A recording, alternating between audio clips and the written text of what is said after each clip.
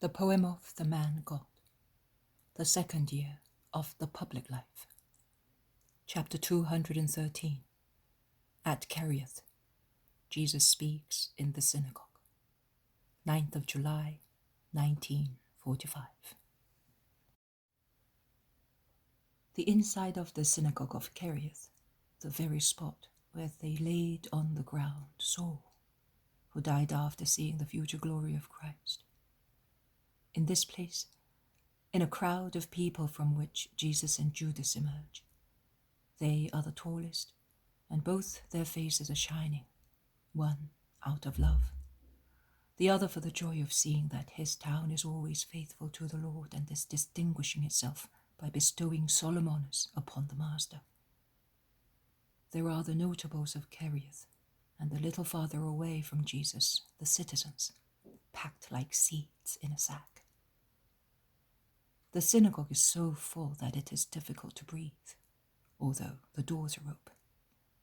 And in order to pay homage to the Master and hear him, they end up by making such confusion and so much noise that it is impossible to hear anything. Jesus puts up with the situation and is silent, but the others become impatient. They gesticulate and shout, "Silence!" But their voices are lost in the hubbub, like a cry on a stormy beach. Judas wastes no time. He climbs onto a tall bench and strikes the lamps, which are hanging in a cluster, one against the other. The hollow metal resounds, and the chains rattle against one another, like musical instruments. The people become silent, and at last, it is possible to hear Jesus speak. He says to the head of the synagogue, "Give me the 10th roll from that shelf." And once he has it, he opens it and hands it back to the head of the synagogue, saying, "Read the 4th chapter of the story, the 2nd book of Maccabees." The head of the synagogue obeys and begins to read, and Onias' vicissitudes, Jason's errors, and Menelaus' betrayals are presented for the consideration of those present. The chapter is over. The head of the synagogue looks at Jesus, who has been listening carefully. Jesus nods that it is enough and then turns to the people.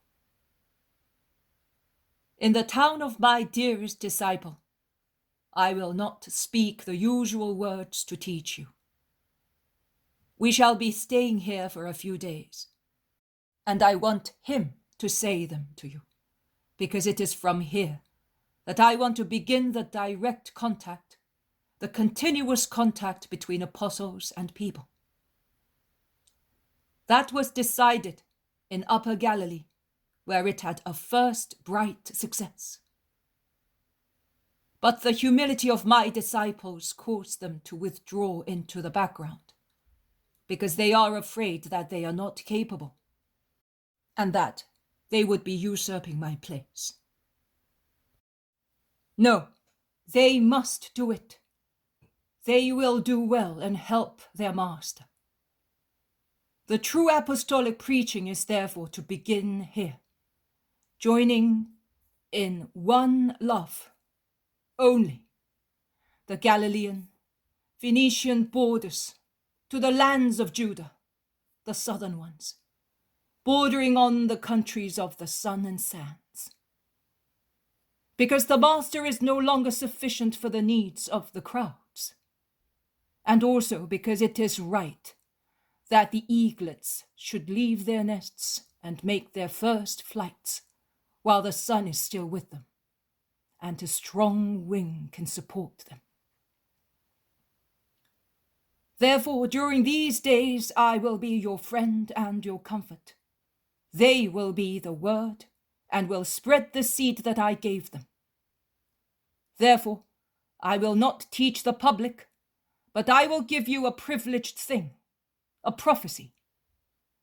I ask you to remember it for the future, when the most dreadful event of mankind will darken the sun, and in the darkness your hearts may be led to judge erroneously. I do not want you to be led into error, because from the first moment you have been good to me. I do not want the world to be in a position to say, Kerioth was the enemy of Christ. I am just. I cannot allow criticism, whether spiteful against me or fond of me, to be able to accuse you of faults against me, spurred by its feelings. As it is not possible to expect equal holiness in the children of a large family, so it is not possible to expect in a large town. But it would be strongly against charity to say, the whole family or the whole town is anathema because of one wicked son or one bad citizen. Listen, therefore, then remember, be always faithful. And as I love you so much as to wish to defend you from an unfair accusation, so you must love those who are innocent, always, whoever they may be, whatever their kindred may be with the guilty ones.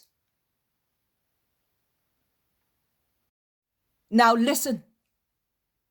The time will come when in Israel there will be informers of the treasury and of the country, who, in the hope of making friends with foreigners, will speak ill of the true high priest, accusing him of alliance with the enemies of Israel and of wicked deeds against the sons of God. And to reach their aim, they are capable of committing crimes, laying the responsibility on the innocent one. And the time will come, still in Israel, even more than at the times of Onias, when an infamous man, intriguing to become the pontiff, will go to the mighty ones in Israel and will corrupt them with the gold of false words, which is even more infamous, and will twist the truth of facts, and he will not speak against crimes. On the contrary, pursuing his shameful object, he will do his best to corrupt customs, to have a firmer grip on the souls deprived of God's friendship. Everything to reach his aim. And he will succeed. Of course.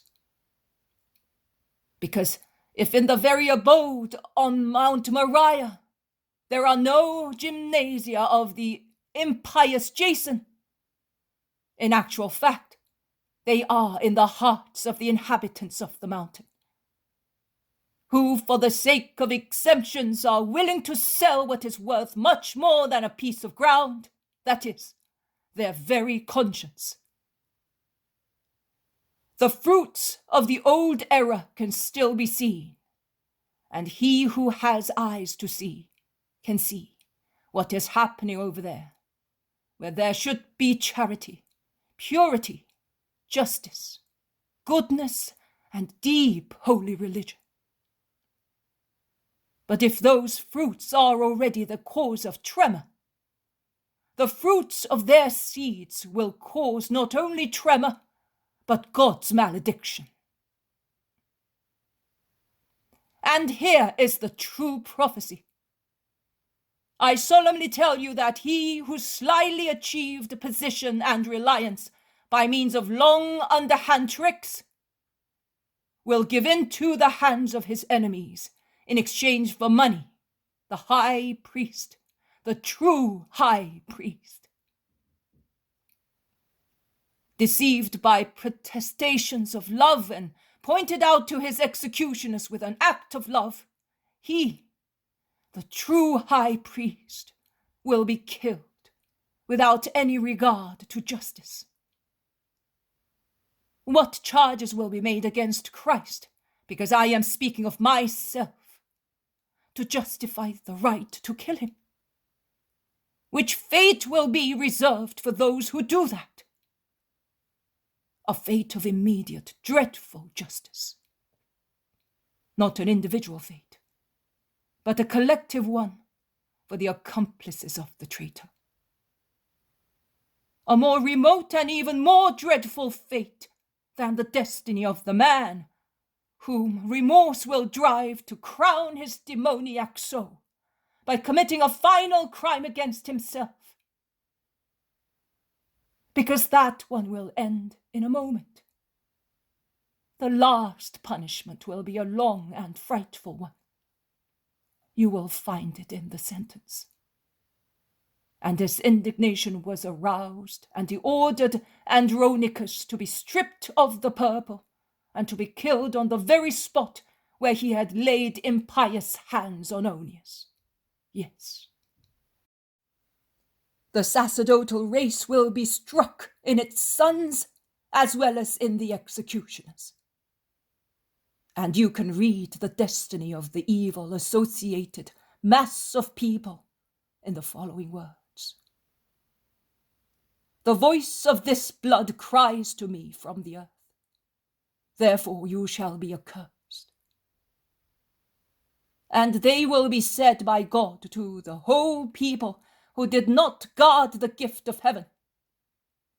Because if it is true that I have come to redeem, woe to those who will be murderers and will not be redeemed amongst this people whose first redemption is my word. I have told you, remember that. And when you hear them say that I am an evildoer, say, no, he warned us, and this is the sign which is being fulfilled, and he is the victim killed for the sins of the world.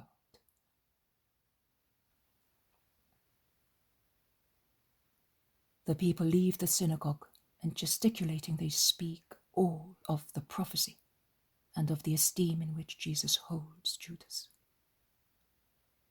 The people of Kerioth are elated at the honor conferred on them by the Messiah, by choosing the town of an apostle, and precisely of the apostle of Kerioth, to begin the apostolic teaching, as well as at the gift of the prophecy.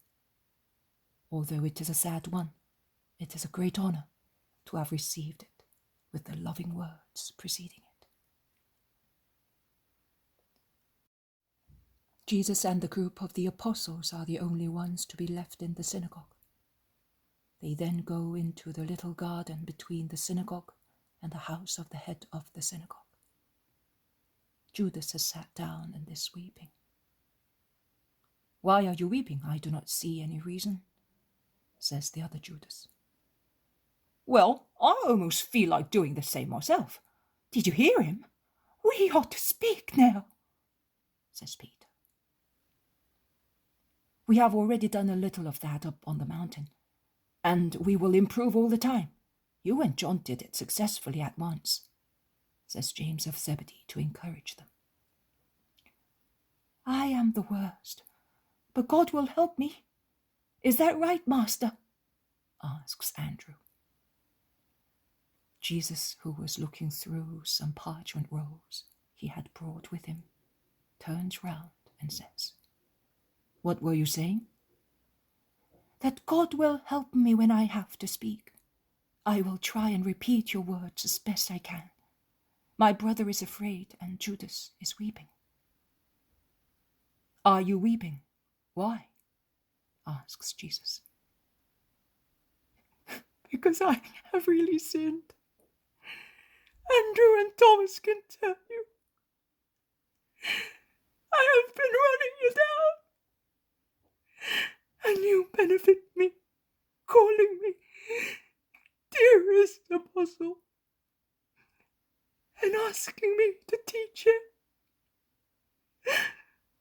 How much love.